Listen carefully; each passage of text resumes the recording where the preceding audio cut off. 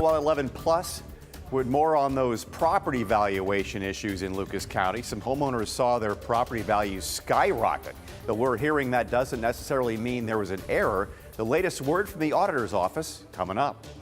A warning tonight from the Ottawa County Sheriff for fishermen as the wind picks up along the lake. John? Well, those southwest winds are going to be gusting up to 30 miles an hour this weekend. I'll show you the impacts to ice fishing and also your full 10-day outlook coming up. Dan? Welcome into WTOL 11 News on Plus. I'm Dan Cummins. Thanks for joining us. Now let's take a look at the top stories. We got an update today on a story we've been following regarding the Lucas County Auditor's Office. A programming error led to inflated property values for at least 346 homes, a combined correction totaling nearly $40 million.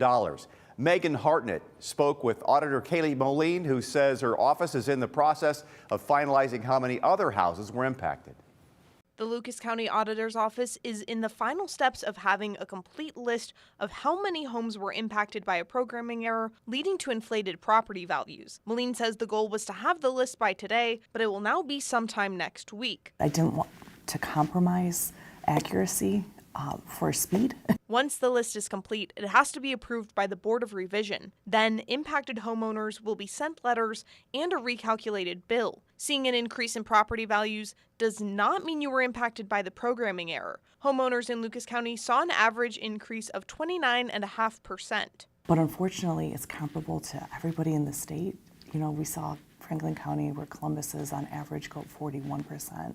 We saw Cuyahoga County, where Cleveland is, go up 32%. We even saw our neighbors in Ottawa County go up 33%. The programming error was related to the grade increase of someone's property, which is a factor that goes into how a home is reevaluated. I think anyone that would have been sitting in this position would have unfortunately had this error happen, you know, because it was on the back end. It was, you know, and so again, regret it. We're going to make sure it doesn't happen again. The Ohio Auditor of State's office told WTOL 11 the Auditor of State's office is aware of the situation and our auditors may evaluate it further during Lucas County's next audit. All Lucas County residents will see an increase in their second half bill after a special assessment for mosquito control through the Toledo Area Sanitary District was entered incorrectly by a staff member. Moline says this comes to an average of $2.10 per $100,000 their home is valued at. That was Megan Hartnett reporting. We reached out to the Ohio Department of Taxation, which is the department of Lucas County Auditor's Office directly reports to. They told us the department is monitoring these developments, but any issues with specific property values or special assessments must be addressed by the county. We have the full list of the 346 known properties that were impacted by the programming error on our website, WTOL.com. A Toledo cop was fired today after being accused of buying marijuana while on duty. TPD says the 21-year-old veteran Jeremy Burnt did not buy the pot from a state licensed dispensary. In addition, TPD says Burnt was in full uniform, carrying his department-issued weapon, and was driving his department-issued vehicle when he made the purchase. He's been charged with dereliction of duty, a misdemeanor. Chief Mike Trenley responding to today's news, saying it's an understatement to say I was disappointed when I was informed that one of our officers was being investigated for criminal conduct.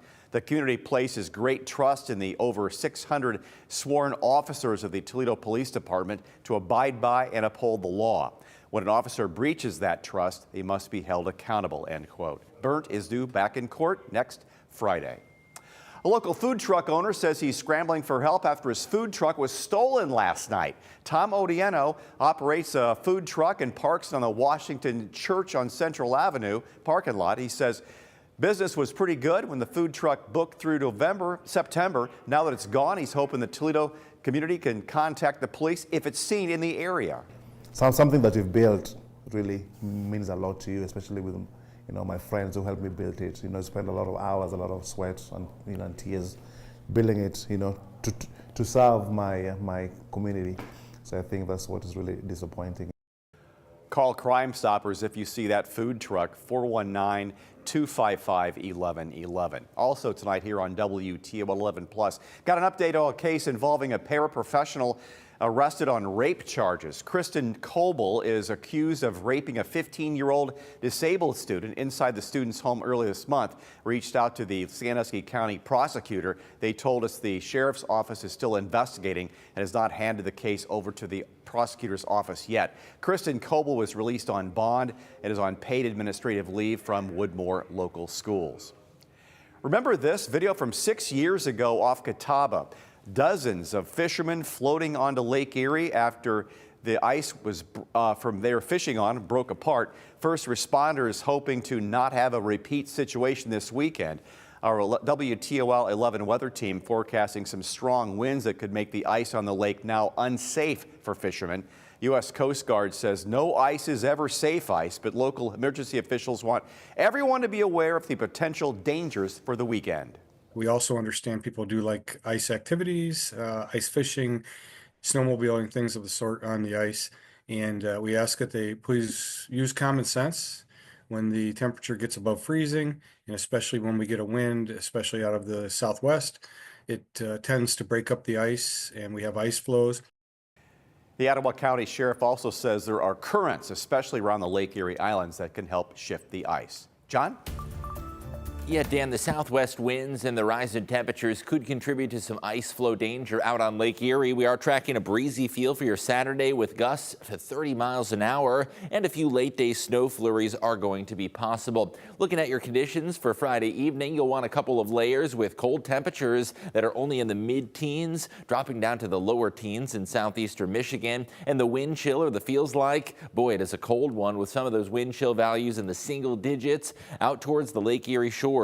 Single-digit wind chills making for a cold evening for ice fishermen. Now tomorrow, it is strongly advised that you avoid Lake Erie. Right now, we have over 85% ice cover on the lake, and that equates to close to 8,500 square miles of ice. Now the issue is the winds are going to be from the southwest, and this hour-by-hour forecast, that shows you how strong the winds are going to be tomorrow afternoon, with 30 to even 35-mile-an-hour gusts that will be possible. Because of that wind direction and speed, there is an ice flow danger, and remember, no ice is safe ice, and due to that wind, we could see shifts in the ice and even some cracks or ice flows that do develop. So strongly advised that you avoid ice fishing and avoid the lake tomorrow. Hour by hour forecast at daybreak tomorrow, winds in the metro going to be gusting to 25, so it is going to be a breezy feel if you like to get out for that walk. Keep in mind, it'll feel colder than the temperature suggests. Into the afternoon, a few areas could see wind gusts even up to about 31 miles an hour there for Defiance County. Overall, the forecast may look milder, but it's still going to feel cold.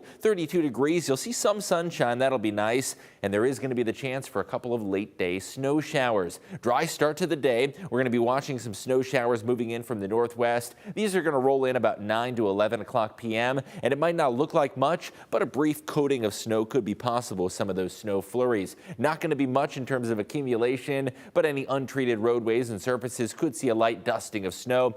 Overall, just 1 or 2 tenths of an inch in the Toledo metro, and areas far north and west like Hillsdale could see a little bit more in terms of snowfall. Snowfall is still well below average for the season despite the recent cold. We are now at 5.7 inches, and that officially puts us at over a foot below normal, with our normal snowfall through today's date at 17.9. Weather impact for the weekend is going to be those strong gusty winds, and it's going to stay windy through the start of next week. Snow showers possible late Saturday, and overall next week not as cold, although still breezy, especially to start off the week. And the long-range outlook does feature a milder trend into the start of February. You will see those temperatures climbing up to the mid-30s. Could see a few snow showers, and on our radar also is a storm system next weekend. At this point, it's looking to be mostly liquid rain, although there is certainly the chance for some rain-snow mix. Overall, though, we get a break from the harsh cold with temperatures largely near to even a little bit above the freezing mark. Dan? John, thank you very much.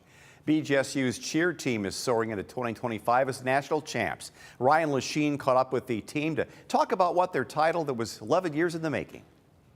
On Sunday, Bowling Green State University's cheerleading team made history by bringing home the 2025 UCA Small Co-Ed DIA National Championship. I just sobbed. I was like in shock, like seriously did not feel real. And after that, it was just hugs everywhere, like just wanted to be with everybody. So it was just insane. I remember they called third and I was like, oh my goodness, like this might be it. And then they called second and we all lost it. And it was surreal. By winning the championship, this becomes BGSU's first national cheer title in 11 years. Tyler Bills, who serves as the Spirit Program Coordinator for BGSU, was part of the team that brought the gold to BGSU in 2014, and he is glad the team could bring the gold back to the Falcons. I think it really is to thank for the legacy of our program and really what the culture we have here, and we truly do have something special, and it definitely propels us to that championship level. And it is that legacy that cheerleaders Alexis Borky and Marley Waite feel helped motivate them to win this past weekend. They laid the stones for us to get this gold medal, and it goes even back to Tyler Bill's days in 2014. But the legacy has always been here. This is just like the proof of it. And what set the Falcons apart from the other cheer teams? Bill says it's because the team has become more like a family. I think really this year was our commitment to our team dynamic and our family atmosphere. It just made everything in the gym easier. So like skills became easier, the tough times became easier, and we were able to navigate those more easily. Because being together through the practices, drills, and competitions made them all brothers and sisters on and off the mats. I feel like everyone talks about the BG cheer family, and like it's such a real thing, and you know that every single person on that mat is your brother and sister, and it's awesome to do it with your family. That was Ryan Lusheen reporting. Looking for something to do this weekend? You can head to the RV Dealers Camp and Travel Show. You can see the latest models at the Glass City Center in downtown Toledo. RV dealers say it's all about getting the conveniences of home like microwaves and dishwashers. We checked out the show earlier, spoke to folks who were looking for something big for the family and some who wanted to downsize. We're making a trip to Alaska this summer, spending most of the summer up there. So we're looking at maybe downsizing. We've got a big Class C, but we always come to these things and look at all the options to see if there's something new we want to get into with a pull behind, a fifth wheel or whatever. But we're open and we're looking at everything. Looks great. Show runs through Sunday at the Glass City Center. It's $10 to get in. Kids 12 and under are free.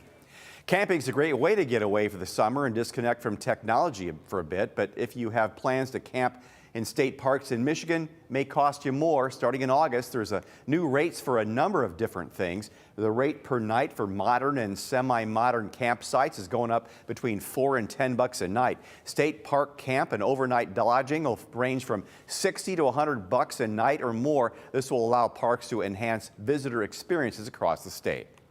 Thousands of people are under the evacuation order in Los Angeles as more wildfires broke out northwest of downtown LA.